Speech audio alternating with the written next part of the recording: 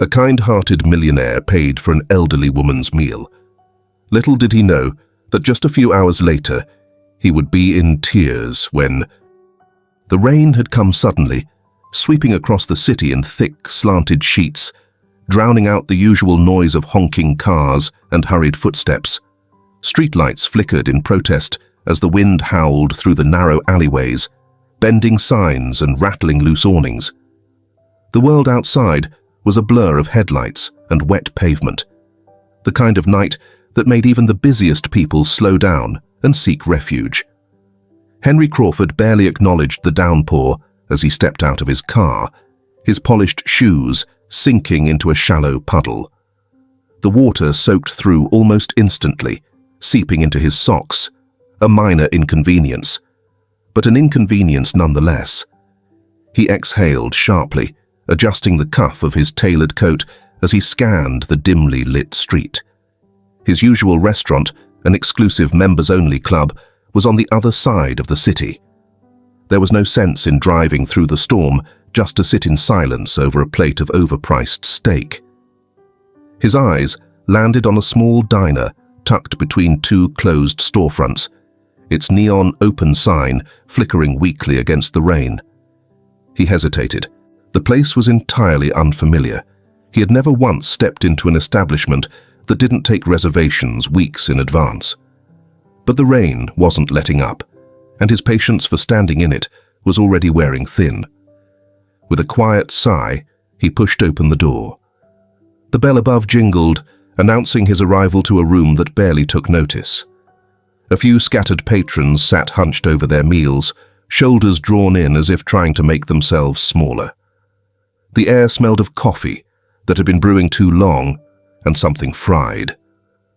A young waitress behind the counter barely spared him a glance before returning to wiping down a set of chipped mugs.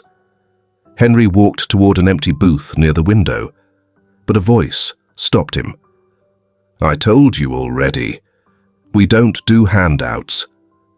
His gaze shifted toward the counter, where the diner's owner, an aging man with a stained apron and a face that had long since lost the ability to soften, was glaring down at an elderly woman. She stood small and frail in her soaked cardigan, clutching the strap of her worn-out handbag. "Please," the woman, Donna, tried again, her voice steady but laced with exhaustion. "I'm not asking for much. Just something simple. My husband is sick, and my grandson hasn't eaten since this morning." The owner scoffed, shaking his head. "I can't just give food away, lady. You think I run a charity?" Henry felt something settle uncomfortably in his chest. The logical side of him told him to ignore it, to sit down and order his meal. It wasn't his problem.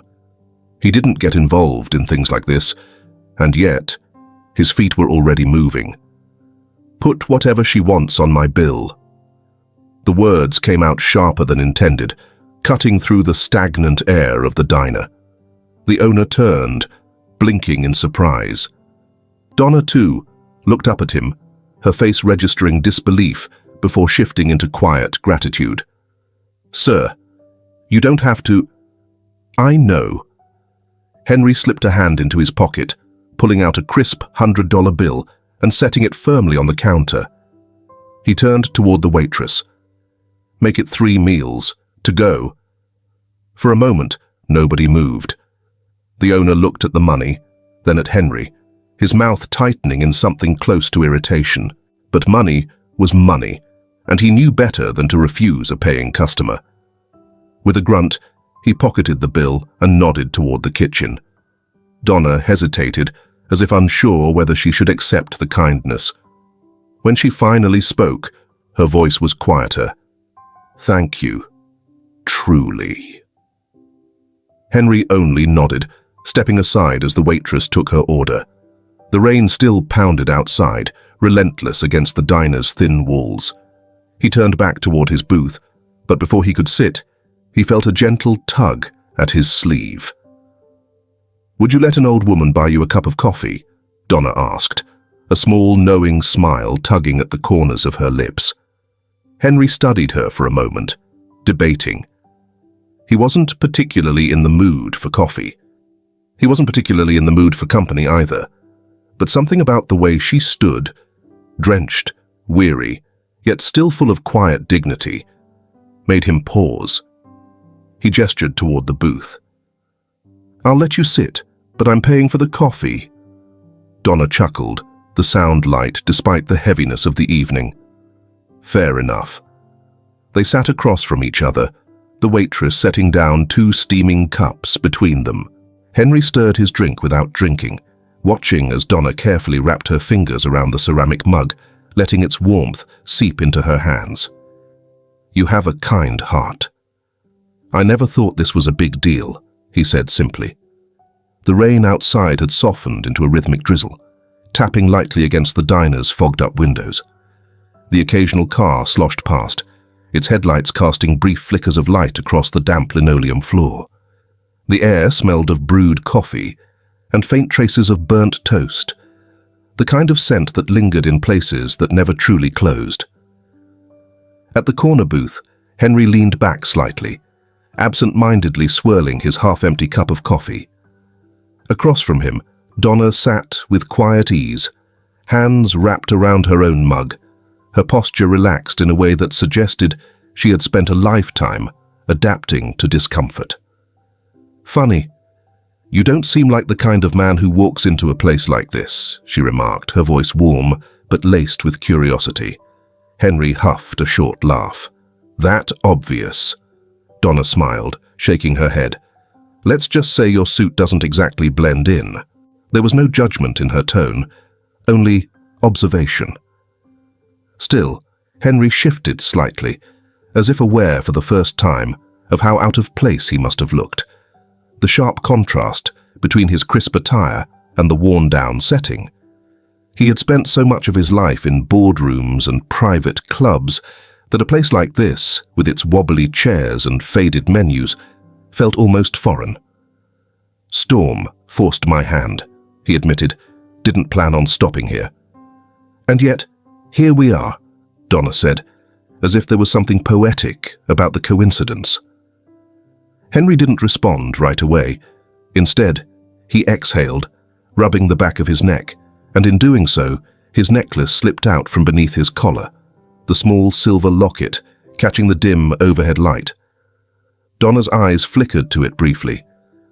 "That's a beautiful piece," she said casually, before taking a sip of her coffee. Henry's fingers instinctively moved to the pendant, curling around it protectively.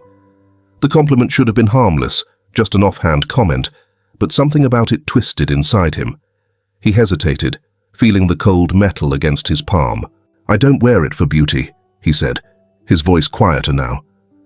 Donna set down her mug, sensing the shift. "Sentimental?" A pause.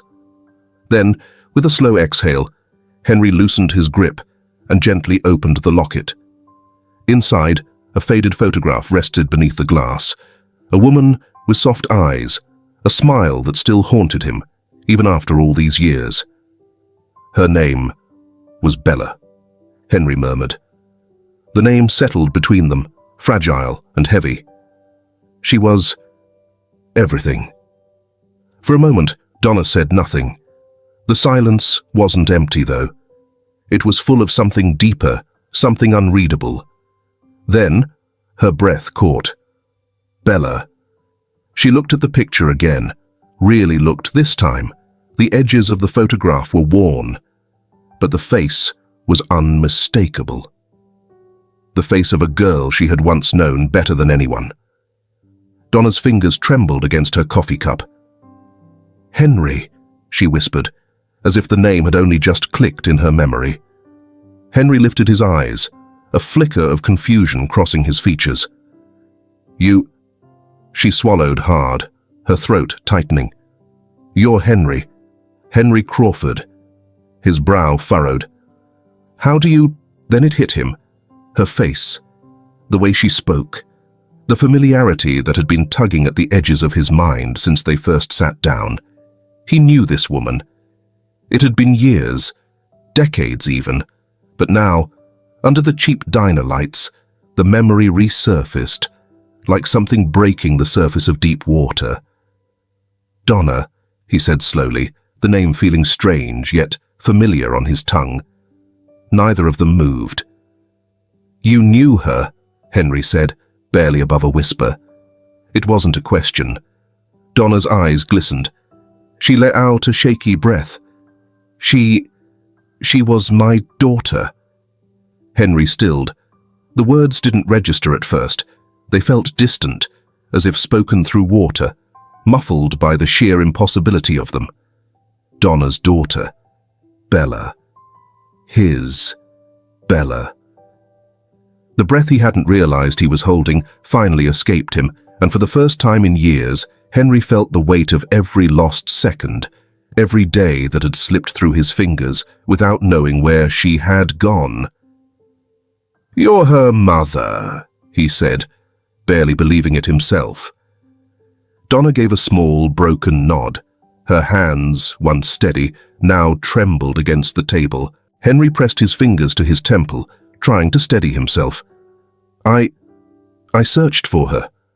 After we were separated, I tried. I really did. His voice cracked, and he clenched his jaw, blinking against the sudden sting behind his eyes. But I thought she moved on. I thought she had a life, a family, maybe even kids. I told myself. She was happy. Donna inhaled sharply, her expression shifting, as if she was about to say something that would shatter everything. Henry, she said, her voice trembling now. Bella never moved on. His chest tightened. He wasn't sure he wanted to hear the rest. She died, Donna whispered, and the words hit like a punch to the ribs. 10 years ago. A hollow silence settled between them. Henry's grip on the locket tightened. She's gone. The words barely escaped him. His voice was unrecognizable, fractured and raw. Donna reached across the table, her fingers brushing his wrist, grounding him in the moment. She never forgot you, Henry, she said, and for the first time that night, a tear slipped down her cheek. Henry couldn't speak, couldn't move. For 10 years, he had been living in the shadow of something he didn't even know he had lost.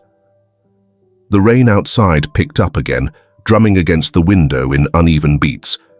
But inside the diner, the world had gone utterly still. The coffee had long gone cold. Neither of them had noticed.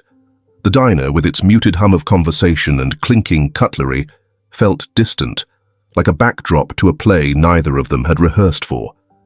Henry's hands rested on the table, fingers still curled around the locket. The edges of the photograph inside had been worn smooth over time, but Bella's face remained unchanged, untouched by the years that had stolen her away from him. Donna wiped at the corner of her eye, her breath shaky, but controlled. She wasn't the type to weep openly. Not anymore, not after everything. I should have done more, she said, breaking the silence, her voice carrying the weight of too many regrets. I should have fought harder for her. Henry lifted his gaze, his expression unreadable. What do you mean?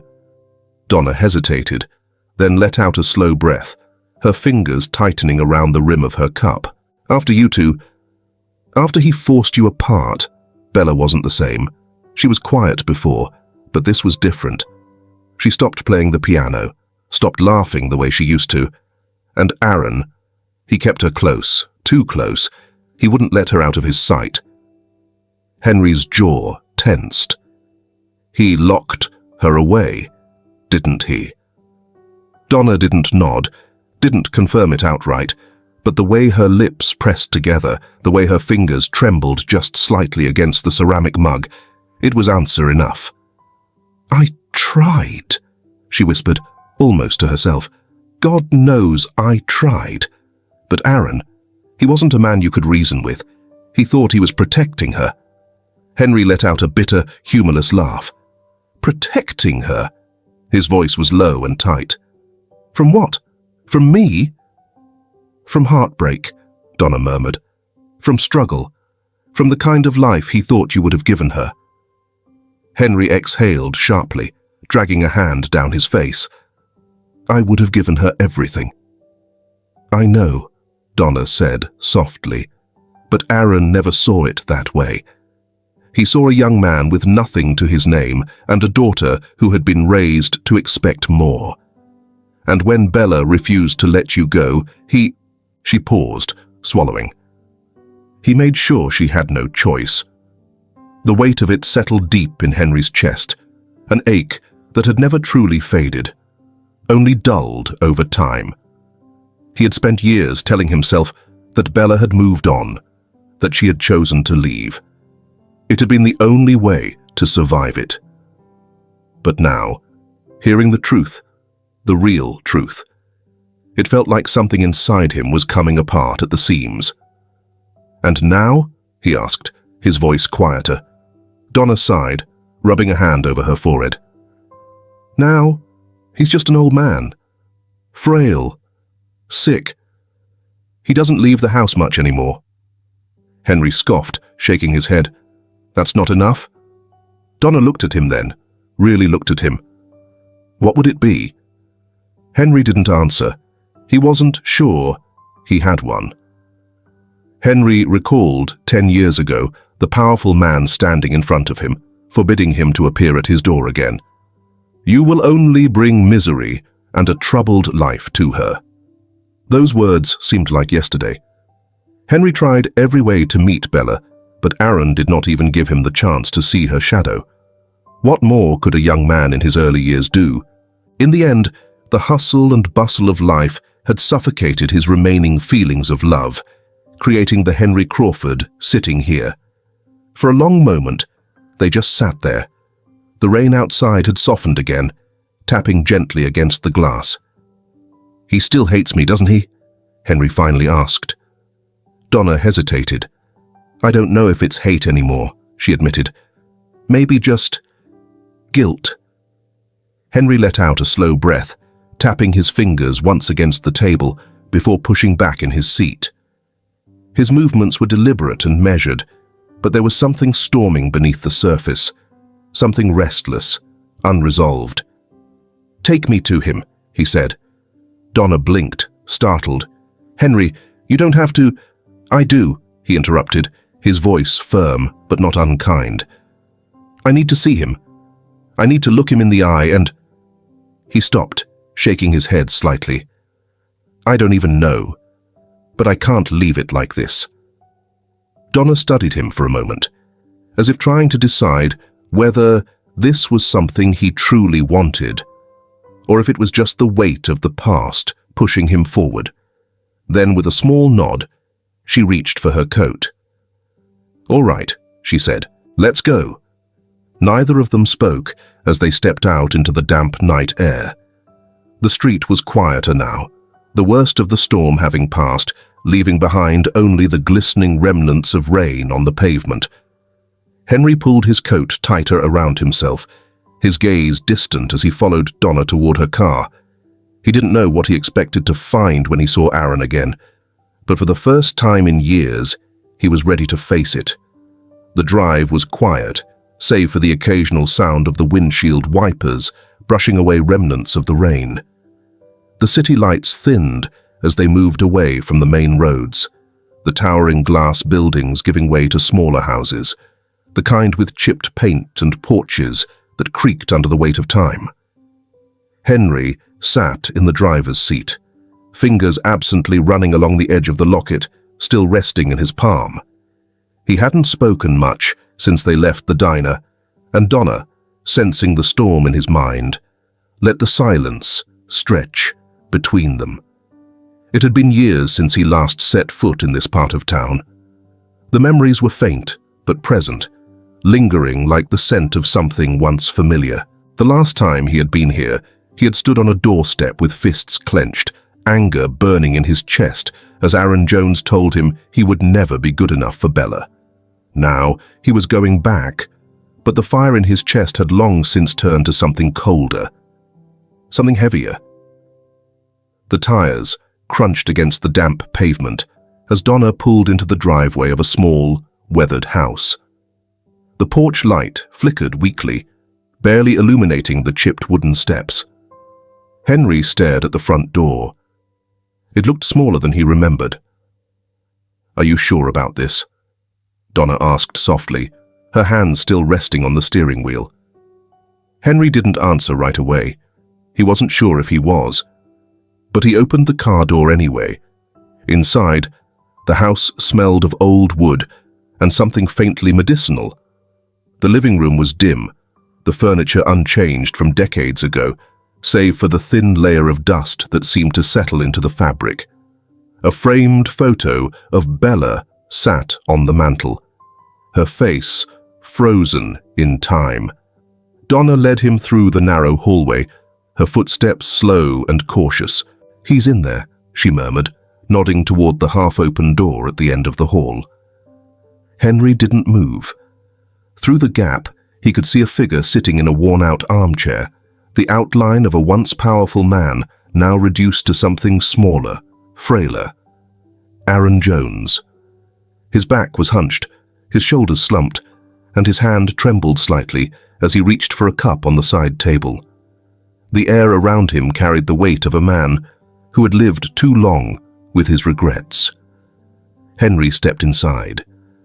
Aaron's eyes flickered toward him, and for a brief second there was only confusion. Then recognition settled in, followed swiftly by something sharper. Resentment. "You," Aaron rasped, his voice cracked with age. But the anger in it was still alive. Henry met his gaze, steady, unwavering. "It's been a long time." Aaron scoffed, the sound bitter. "Not long enough." The words cut, but Henry didn't react. "You shouldn't be here," the old man muttered, turning his gaze toward the window. "Not after what you did." Henry frowned. "What did I do?" Aaron exhaled sharply, shaking his head. "She loved you," he murmured. "Loved you so much that it destroyed her." A muscle in Henry's jaw tightened. "I loved her too." "Not enough," Aaron snapped. His voice was weak, but the conviction in it was as sharp as ever. "If you had, you wouldn't have left her." "I didn't leave her." Henry's voice rose, the frustration cracking through his otherwise calm exterior. "You forced us apart. You made sure I couldn't even see her." Aaron turned to him then, his aged eyes holding something unreadable. "And I was right to do it." The air between them thickened, years of unspoken words pressing in from all sides. "You think you were right?" Henry let out a cold laugh. "You think locking her away, making her suffer, keeping her from the man she loved? You think that was right?" Aaron didn't answer. He simply stared at him, his fingers gripping the armrest as if steadying himself. Henry ran a hand through his hair, his breath heavy.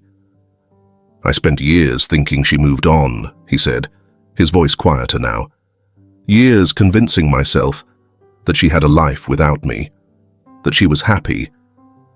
And now I find out that she was trapped, that you took away her choices." Aaron's eyes flickered, something breaking for the briefest moment before the old bitterness returned. "You never knew what was best for her," he muttered. "She was supposed to have a future, a real future, not a struggling life with a boy who had nothing." Henry clenched his fists, but before he could respond, Donna stepped forward, her voice trembling. "Tell him, Aaron." The old man's expression hardened. "No." "Tell him the truth," she pressed. Aaron's grip on the chair tightened, his breath uneven. "It doesn't change anything." Henry turned to Donna, his patience running thin. "Tell me what?" Donna swallowed, her eyes glistening. "Bella." She started, voice unsteady. "She was pregnant when you two separated." Henry froze. The words didn't sink in right away. Donna stepped closer. "Aaron didn't just keep her away from you, Henry. He kept her locked away while she carried your child." Henry felt this lungs. His mind tried to catch up, tried to piece together the implications of what she was saying, but the words hit him like a blow to the chest. "She had a baby," he whispered, his voice almost breaking. Donna nodded, tears slipping down her face. She gave birth, Henry, but the complications... She didn't make it. Henry took a step back, his pulse roaring in his ears. The room felt too small, too suffocating. He looked at Aaron, his body shaking with something between grief and rage. "You let her die alone." Aaron didn't answer. Henry swallowed hard, his breath uneven. His child, Bella's child, alive. Where? The words barely formed. "Where is my child?" A noise came from the other room, a soft creak of a door opening. And then a boy stepped into the light. Henry turned, and his heart stopped. The child, 10 years old, with eyes that mirrored his own, stood in the doorway, staring at him with quiet curiosity. Henry felt his knees weaken, his hands trembling at his sides. His son. He had a son. And he had never known. The world had gone silent. Henry couldn't move, couldn't speak. The only sound was the faint ticking of an old clock in the corner of the room, each second stretching endlessly. The boy stood in the dim light of the hallway, his small frame barely filling the doorway. Barefoot, dressed in an oversized sweater that nearly swallowed his thin arms, he tilted his head slightly, watching the stranger in the living room with quiet curiosity. Henry stared. His breath caught somewhere between his chest and throat. The resemblance was undeniable. Those were his eyes, his face, his blood. For a moment, Lucas just stood there, unbothered by the tension hanging in the air. He glanced between Henry and Donna, sensing the weight of whatever had just transpired, but too young to understand its depth. Donna's voice was the first to break the silence, soft but steady. "Lucas, sweetheart," she said gently, stepping toward him. "Come here." The boy hesitated for only a second before padding forward, his small footsteps barely making a sound against the worn floorboards. He stopped beside his grandmother, looking up at Henry with a mixture of curiosity and caution. Henry swallowed hard, forcing words past the lump in his throat. "You..." His voice barely carried. He cleared it, trying again. "You're Lucas." The boy nodded. Henry dropped his gaze, exhaling shakily. Lucas, his son. A sharp sting pressed behind his eyes. The weight of it all was unbearable. 10 years had passed, and in all that time, he never knew. He had never even imagined. And yet, here he was, standing just a few feet away, breathing the same air. Lucas blinked up at him. "Who are you?" The question knocked the breath from Henry's lungs. Aaron stirred in his chair, shifting uncomfortably. "Donna, take the boy to his room," he muttered. "This isn't a conversation for him." But Henry didn't take his eyes off Lucas. He dropped to his knees before he even realized what he was doing, lowering himself until he was at eye level with the boy. His voice broke. He let out a shaky breath and tried again. "I'm Henry." Lucas watched him, his face unreadable. "Henry," he repeated, as if testing the name on his tongue. Henry nodded, but his throat was too tight to speak. Donna glanced between them, then knelt beside the boy. She rested a hand gently on Lucas's back, giving him a reassuring squeeze. "Sweetheart," she murmured. "Henry is..." She hesitated, her voice catching. Then, as if steadying herself, she placed a hand over her heart. "He's your father." Lucas blinked. The word hung between them, a fragile thing, uncertain and unfamiliar. The boy's gaze flickered back to Henry, searching for something in his face. "My father?" Lucas echoed. Henry nodded, his fingers curling into the fabric of his slacks as if he needed something to ground him. For the first time in years, tears slipped down his face. He didn't even try to stop them. Lucas didn't move. He didn't flinch, didn't look away. He just stood there, his small chest rising and falling in slow, steady breaths. Henry forced himself to speak. "I didn't know," he whispered. "I didn't know about you." Lucas shifted on his feet, his expression unreadable. "Mum never talked about you." Henry's breath caught at the mention of Bella, the familiar ache crashing over him like a wave. "I wish she had," he murmured, voice thick. "I wish I could have been there." Lucas studied him carefully, his small brow furrowed. Then, after what felt like an eternity, he asked, "Are you sad?" The simplicity of the question shattered Henry. He let out a breathless, broken laugh. "Yeah, kid," he whispered. "Yeah, I'm sad." Lucas took another step forward, looking at Henry like he was something to be figured out. Then, without warning, he reached out. His small fingers brushed against Henry's tear-streaked cheek. The gesture, simple, unthinking, instinctual, was enough to break Henry completely. A sob tore from his chest as he reached for the boy, wrapping his arms around him, pulling him close, holding him like he was afraid to let go. Lucas tensed for a moment, unfamiliar with the embrace, but then slowly, cautiously, he relaxed into it. Henry pressed his face into the boy's dark curls, his shoulders trembling. This was real. Lucas was real. Warm and solid, and here, his son, his boy. "I'm so sorry," Henry choked out, voice muffled against Lucas's small shoulder. "I should have been here. I should have found you." Lucas didn't answer right away, but then, after a long moment, he murmured something so soft, so barely there, that Henry almost missed it. "You're here now." Henry clutched him tighter, and for the first time in a decade, he didn't feel so lost anymore. The days that followed were unfamiliar, a delicate dance between presence and distance. Henry found himself returning, unsure of how to navigate the space he had suddenly been given in Lucas's life. The first few visits, he arrived bearing gifts, the kind of things he thought a boy might want. Expensive sneakers, a new gaming console, a watch that was far too mature for a child. But each time he set a gift in front of Lucas, the boy only offered a small, polite nod, murmured a quiet, "Thank you," and returned to whatever he had been doing. The presents remained largely untouched. Henry didn't understand. He was used to solving problems with grand gestures, fixing things with money. But this wasn't something he could buy his way into. One afternoon, after another silent visit where Lucas barely looked up from his book, Henry stepped out onto the porch with Donna, running a hand through his hair.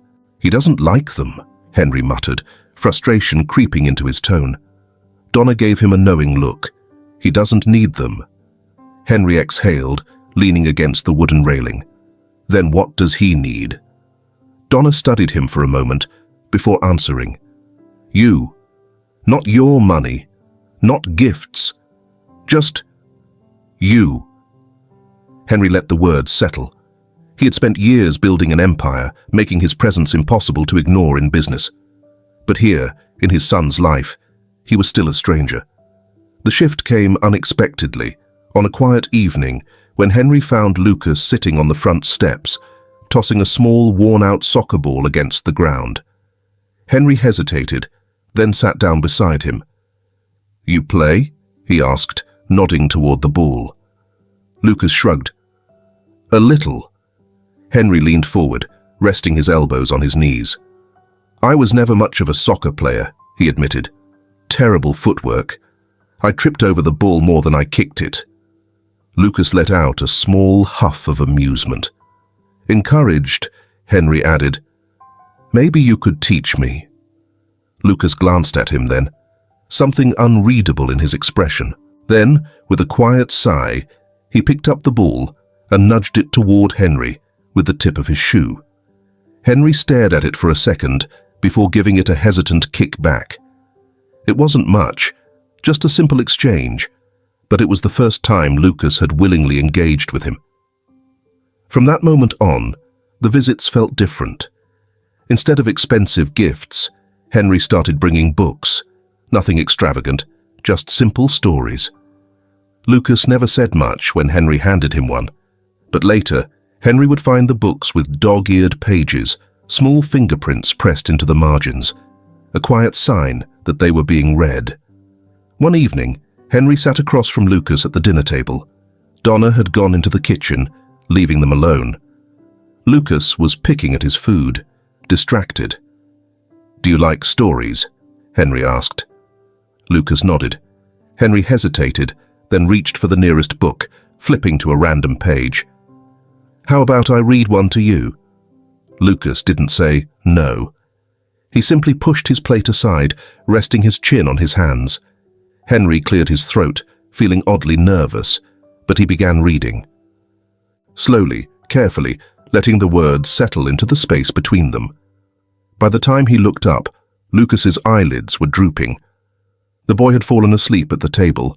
Henry stared at him, his chest tightening in a way he didn't quite understand.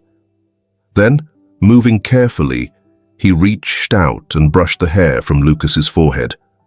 The boy didn't stir. And for the first time, Henry felt like he belonged there. The first time Lucas touched him intentionally, Henry nearly missed it. They had been walking back from the park, the evening air crisp, the world settling into the softness of twilight. Lucas walked a little ahead, kicking a small rock along the sidewalk. Without thinking, Henry slowed his steps to match the boy's. Then, Lucas reached out and grabbed his hand. It was small, warm, and so incredibly trusting. Henry's breath hitched, his heart thudding against his ribs. He didn't react right away, afraid that if he moved too suddenly, Lucas would pull away. But the boy didn't. He just kept walking, his fingers curled loosely around Henry's hand, as if this was something they had always done.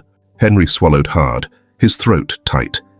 This was more valuable than anything he had ever tried to give, and he wasn't going to let it slip away. That night, as Henry stood in the doorway watching Lucas sleep, Donna walked up beside him. "You're learning," she murmured.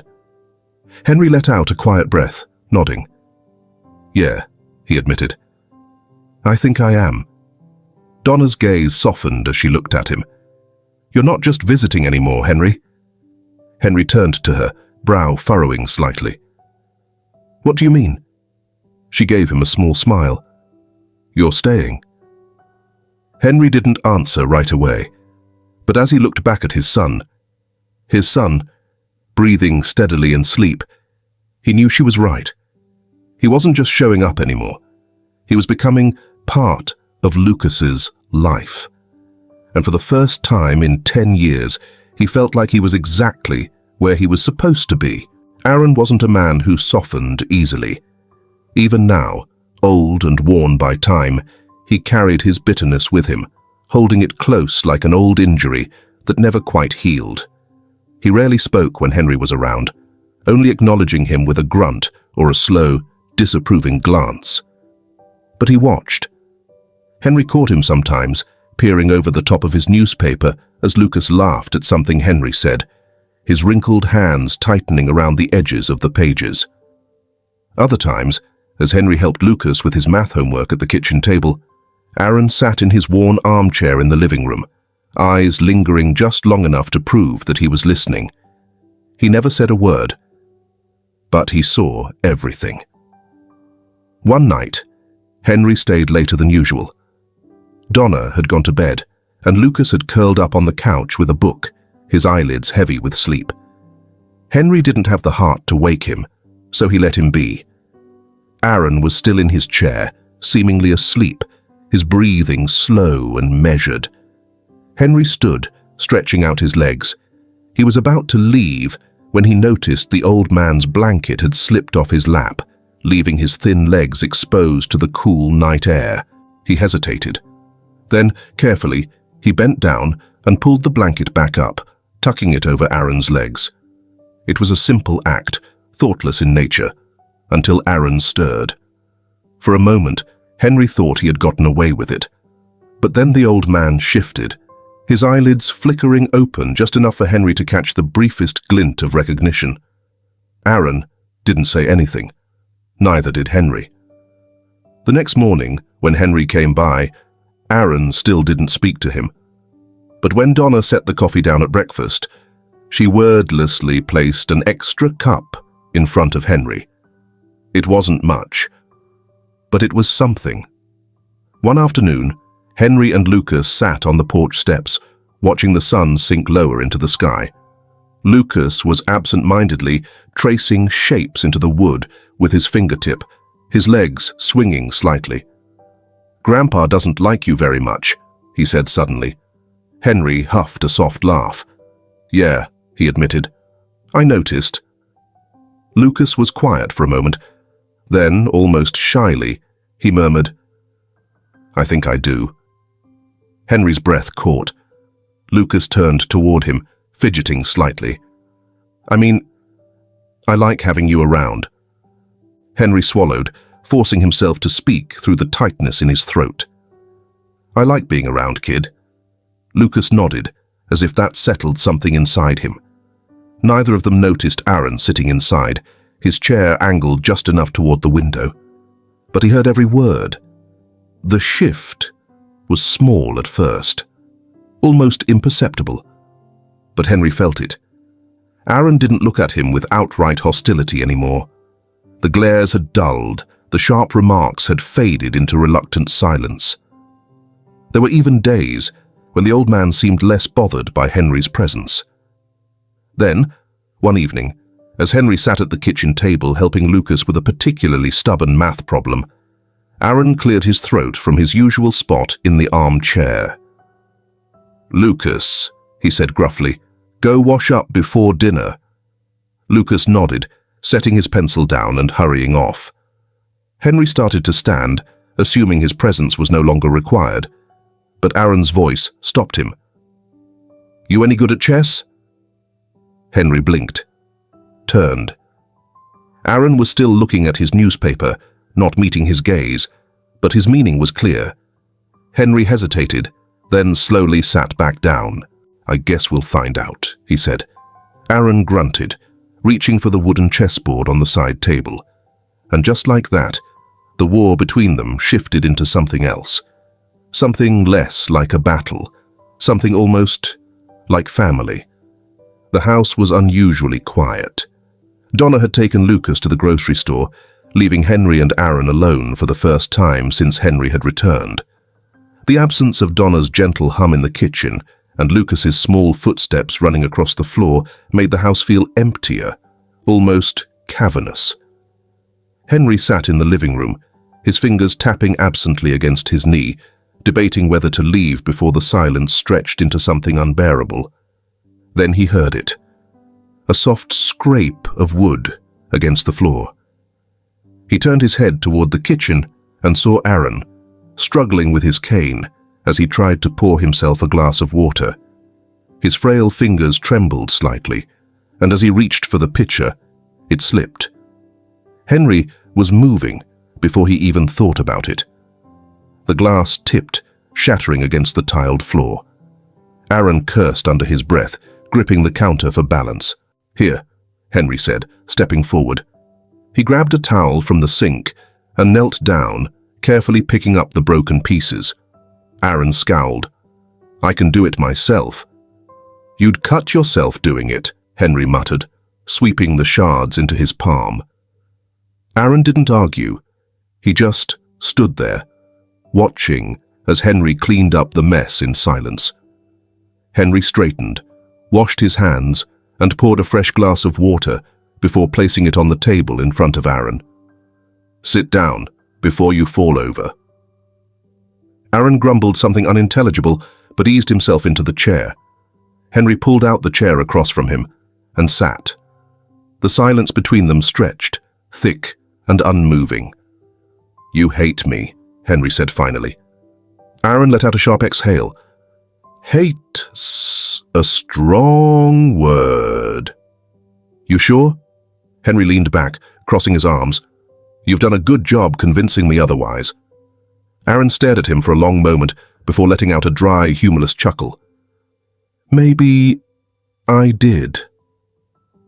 The old man picked up his glass, his fingers curling around it, as if he needed something to hold on to.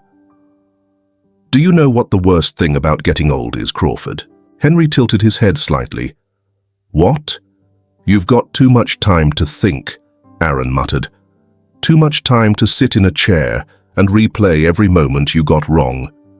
Every choice you made that can't be undone. Too much time to know that regret is the only thing left that still keeps you awake at night." Something in Henry's chest tightened. Aaron took a slow sip of water. "You think I don't know what I did to Bella? You think I don't know what I took from her?" His voice was quieter now, rough around the edges, weighed down by something heavier than age.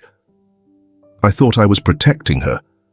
I thought keeping her away from you meant keeping her safe, giving her a life without struggle." He exhaled, his breath shaking. "Instead, I killed her." Henry's stomach twisted. Aaron let out a bitter laugh. "And do you want to know the cruelest part?" He turned his eyes toward Henry, sharp despite the years that had dulled him. "I still blamed you for it." Henry swallowed hard, but Aaron didn't stop. "I blamed you because it was easier than blaming myself," Aaron admitted. "It was easier to be angry than to accept that I—" His voice broke slightly. He cleared his throat, tightening his grip on the glass. "That I was the reason she spent her last days in pain. That I was the reason she died alone." Henry's breath came uneven now, his pulse thrumming in his ears. "You think I didn't see it?" Aaron whispered, his voice suddenly raw. "You think I didn't see how she withered away after I took you from her? You think I don't hear her voice in my head every damn day?" Henry's throat burned. Aaron pressed a trembling hand to his forehead, his entire body shaking now. "I took her love from her, and when she left this world, she took mine with her." The confession shattered something in the air between them. Aaron let out a ragged breath, then his shoulders caved. And for the first time in his life, Aaron Jones wept. His frail body shook, his hand gripping the edge of the table as if he might collapse under the weight of it all. Henry had spent years dreaming of this moment, the moment Aaron would finally acknowledge his wrongdoing, would finally admit to what he had done. But now, watching the old man break apart in front of him, there was no satisfaction, no triumph, only pain. Henry's chest ached, his fingers curling into fists against his lap. And then, without fully understanding why, he reached across the table. His hand hovered for only a second before settling on Aaron's. The old man flinched at the touch, but didn't pull away. For a long time, they sat there, two men drowning in the same grief. Aaron wiped at his face roughly, his voice cracking. "I can't bring her back." Henry swallowed, his own throat tight. "I know." Aaron squeezed his eyes shut, nodding weakly. Then, with a voice that was barely more than a whisper, he said the words Henry never thought he would hear. "I'm sorry." Henry closed his eyes. The words weren't enough to fix what had been broken. They weren't enough to bring back the years they had lost. But for the first time, they weren't enemies anymore. For the first time, they were just two men who had lost the same woman. And that, somehow, felt like a start. The offer came unexpectedly. They were sitting in the dimly lit living room, the quiet hum of the evening settling over them like a soft blanket. Lucas had long since gone to bed, and Donna was knitting on the couch, her needles clicking softly in the background. Henry sat across from Aaron, a cup of tea in his hands, something Donna had insisted on instead of coffee this late at night. Aaron looked tired, more so than usual, The weight of their last conversation still lingered between them, unspoken but present. "Move in with me," Henry said suddenly. The needles in Donna's hands stilled. Aaron's eyes flicked up from the rug. "What?" he asked, his voice rough from years of stubbornness. Henry shifted forward, resting his elbows on his knees. "I have space," he said simply. "More than enough. You don't need to stay here. Lucas shouldn't have to grow up in a place that's falling apart." Aaron's jaw tightened. "This is our home." Henry nodded. "I know, but it doesn't have to be anymore." He exhaled, running a hand through his hair. "You said it yourself. Regret is the only thing keeping you up at night. Don't let it keep you here, too." Donna reached out, placing a hand gently on Aaron's arm. "Maybe it's time, Aaron," she said softly. Aaron's fingers curled around the edge of his chair, the fight in him still there, but weaker. "I don't want your charity," he muttered. "It's not charity," Henry said, his voice steady. "It's family."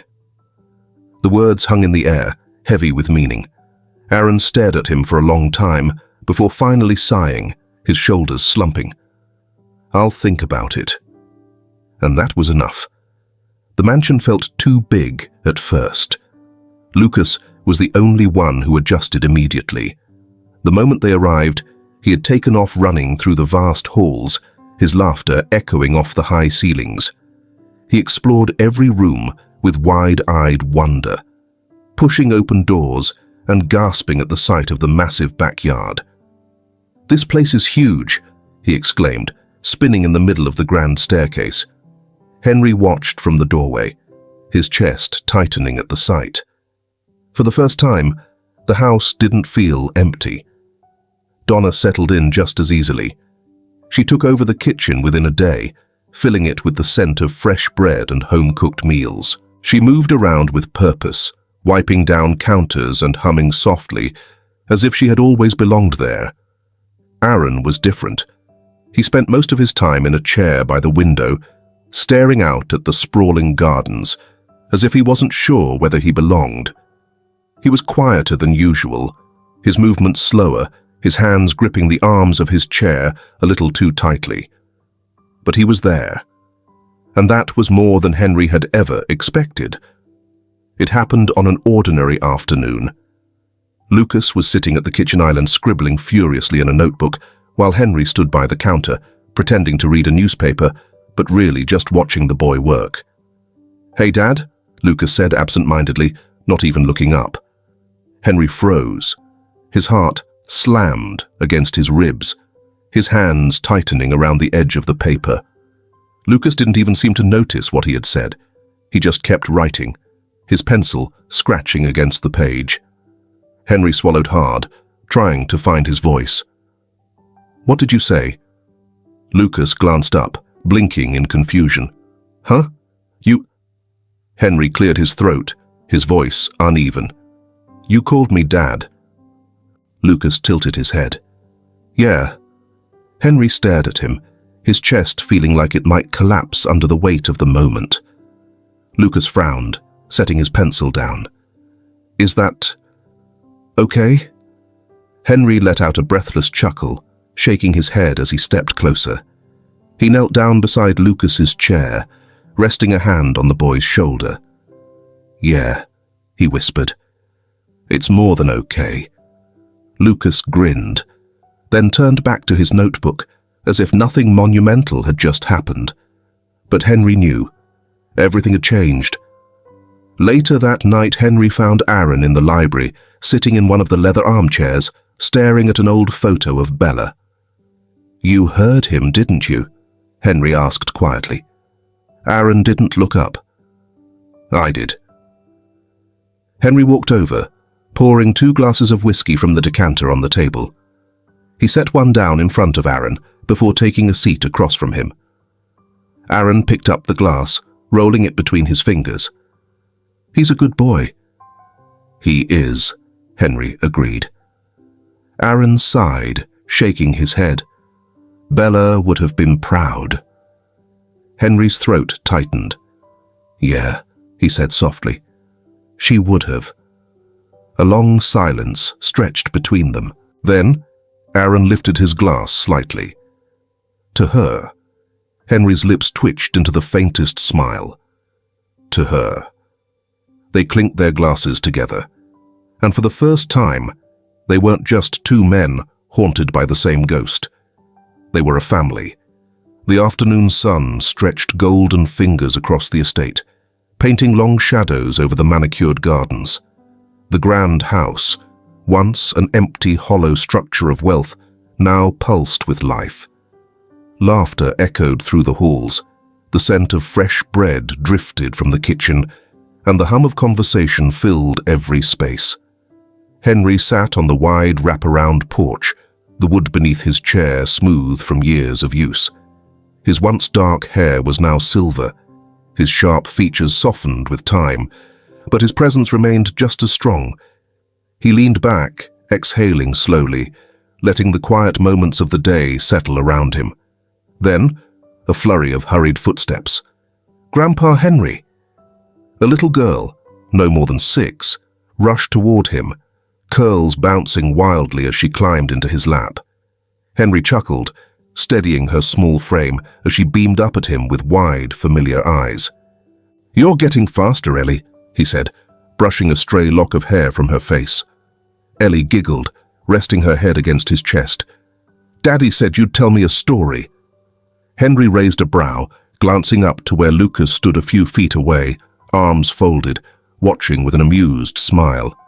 "Oh, did he now?" Lucas grinned. She wouldn't take no for an answer. Henry sighed dramatically. "Well, I suppose I don't have a choice then, do I?" Ellie clapped her hands. "Nope." Henry chuckled, shifting her into a more comfortable position. The years had passed quicker than he ever thought possible. Lucas had grown into a man Henry was immensely proud of, strong, compassionate, and wise beyond his years. He had taken over Henry's business, but more importantly, he had turned it into something greater. Together, they had built charities, homes for the less fortunate, and scholarship programs for children who, like Lucas once had, needed a second chance at life. They had used wealth not just to build a legacy, but to change lives. And Henry had once feared that he would leave this world with nothing more than a name on a plaque and a fortune no one would truly remember.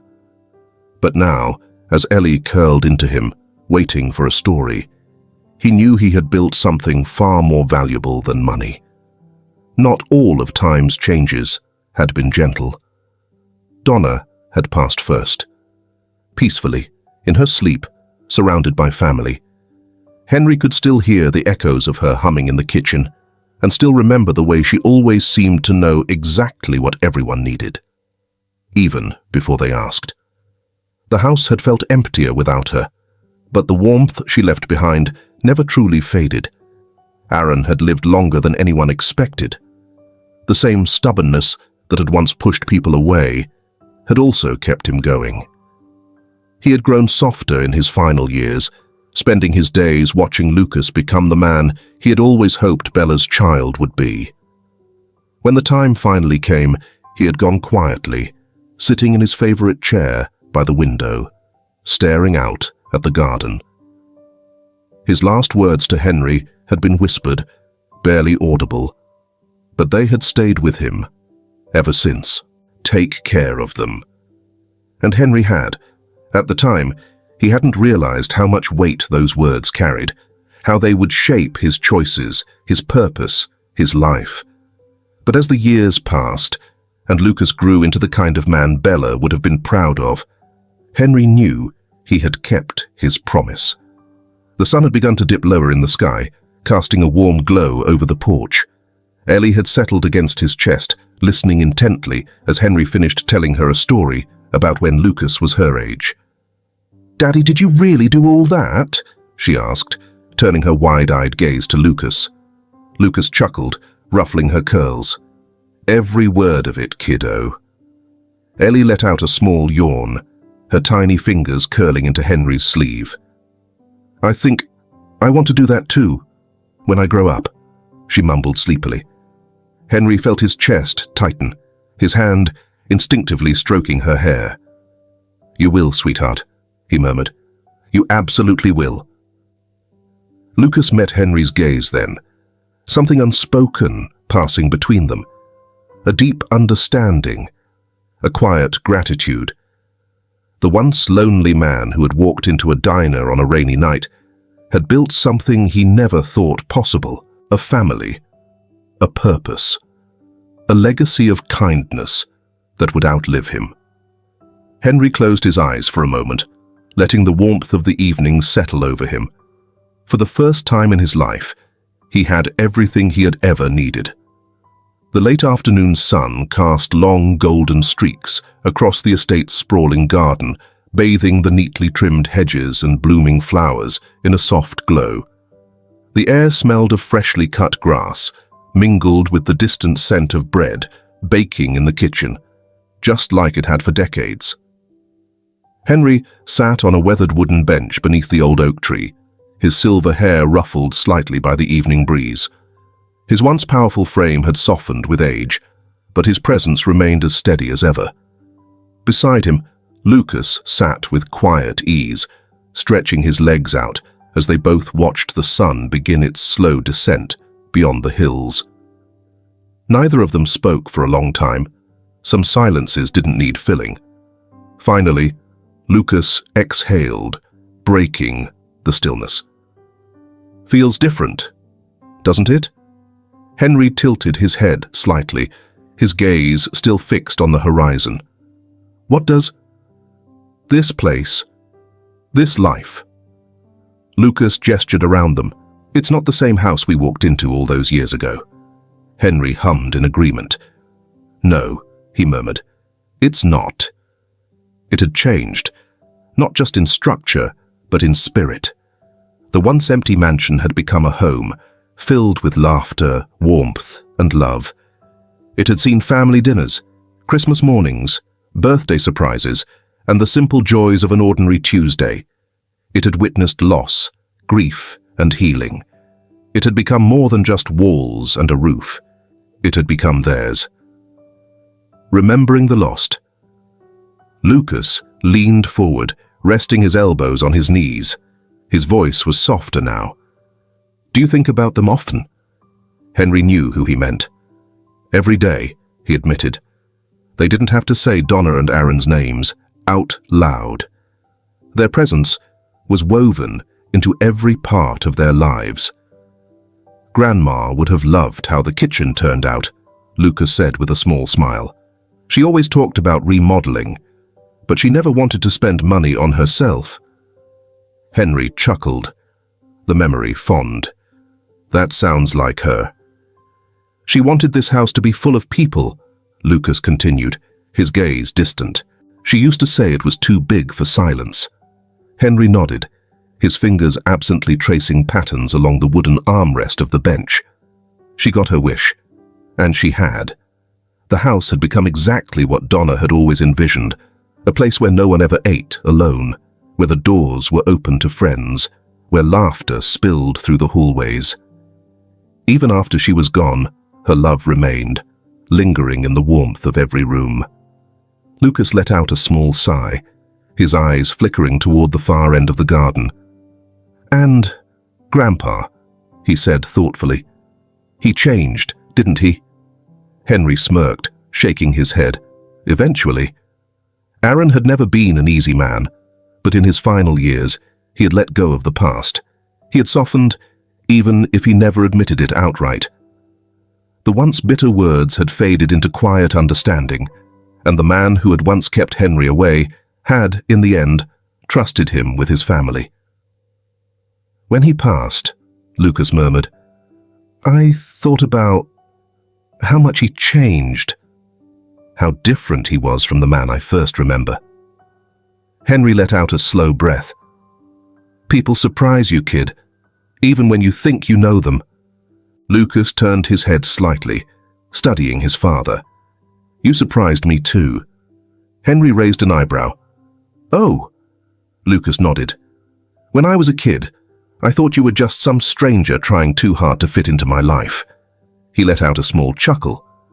"I didn't know how much I needed you." Henry swallowed, his throat tightening. Lucas sat back against the bench, letting out a small breath. "You saved me, Dad," he said quietly. "You didn't have to, but you did." Henry blinked, caught off guard by the weight of his son's words. After a moment, he exhaled, shaking his head. "No," he said, voice thick with emotion. "We saved each other." A father's satisfaction.